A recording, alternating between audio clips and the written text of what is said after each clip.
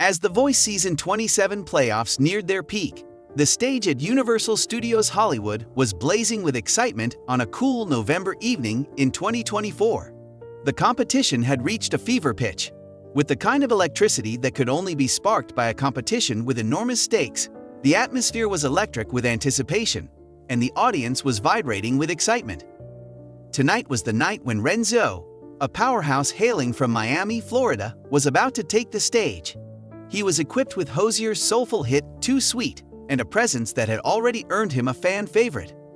With his coach, Gwen Stefani, looking on like a proud mentor, RENZO was ready to deliver a performance that would leave the coaches stunned and solidify his position as a frontrunner in the competition to advance to the live shows. RENZO, whose birth name was Lorenzo Morales, has been a prominent figure ever since his blind audition, in which his seductive and gender-blending voice moved all four chairs in less than 30 seconds. Because of his ability to combine elements of R&B, pop, and Latin music into a style that is entirely his own, he has been compared to singers such as Bruno Mars and The Weeknd.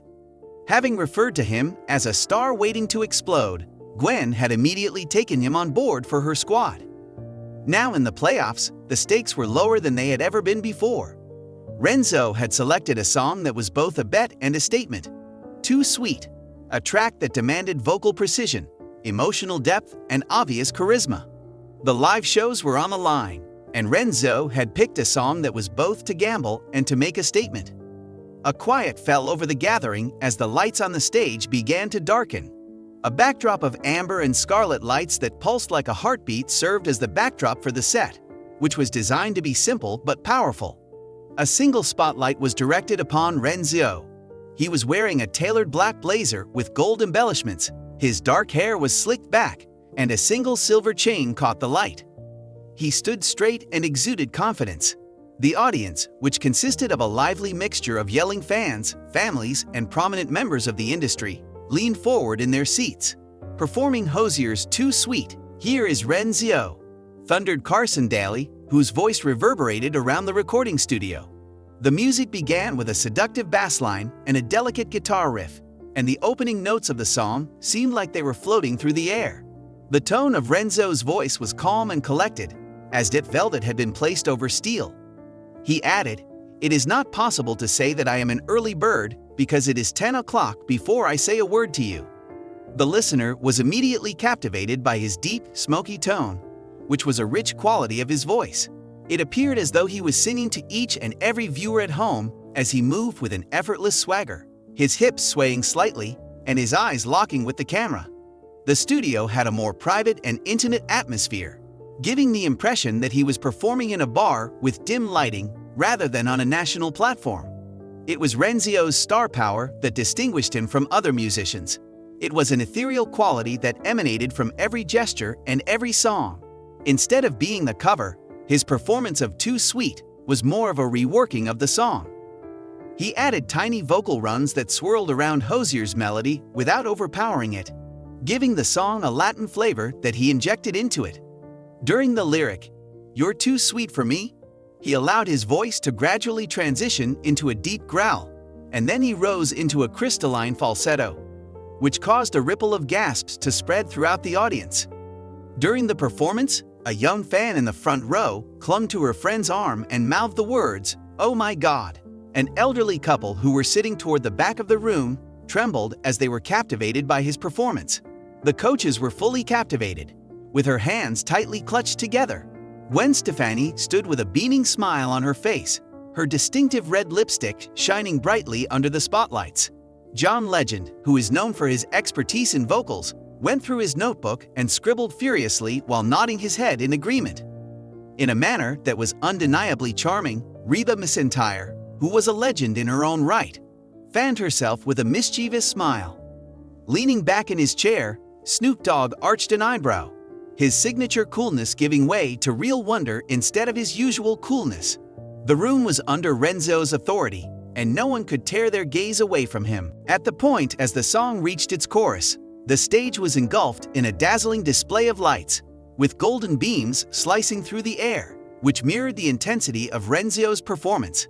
It was with pinpoint accuracy that he reached the highest notes, and his voice soared over the sumptuous accompaniment. On the other hand, it wasn't simply his technical expertise. It was the feeling that he put into each and every word.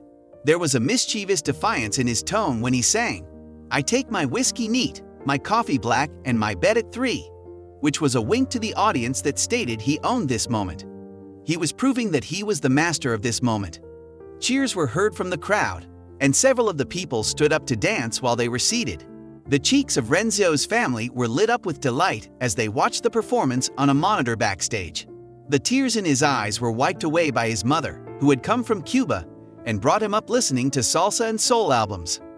Upon his arrival, his younger brother, who had traveled all the way from Miami, pumped his fist and murmured, "That's my guy."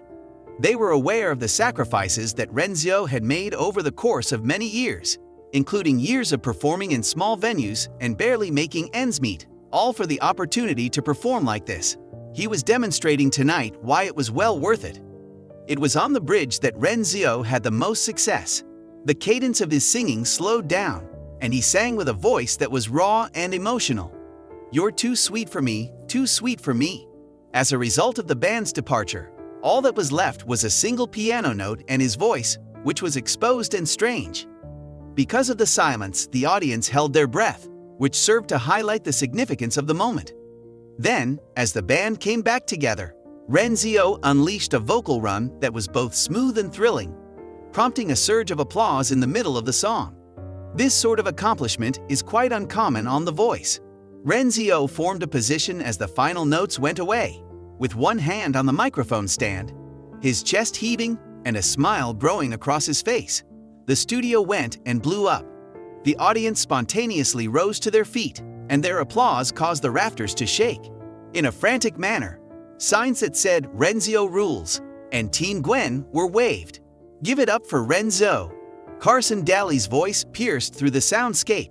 The emotions of the coaches, however, would be the ones that would characterize the occasion. First to speak was Gwen, who was standing at the time. The tone of her voice was rich with emotion as she proclaimed, "Renzo, you are a superstar. That was magnetic, electric, and that was everything. You were prepared to take on the world." What next was John Legend, who spoke in a measured yet powerful manner. "When you sang the song, you didn't simply sing it. You owned it. This is the path that a victor takes." Reba joked, "Honey, you have such a charming personality that you could sell sugar to a candy store." By laughing, Snoop, who knows how to be succinct, leaned forward. "The dude, you are a problem. A nice example of an issue." In an instant, social media became ablaze. Clips of Renzo's performance were the most popular, and the hashtags #Renzo and #The Voice trended across the country. "This man just turned too sweet into a banger," one user wrote on the video, which has since amassed millions of views. Someone else pointed out that Renzo is the one to beat. The power of stars for days. It would later be referred to as a defining moment of season 27, a performance that had the feeling of a coronation by many music outlets. When Renzo was there, the moment seemed unreal. In the moment when he was leaving the stage, Gwen wrapped her arms around him and whispered, "You're my guy."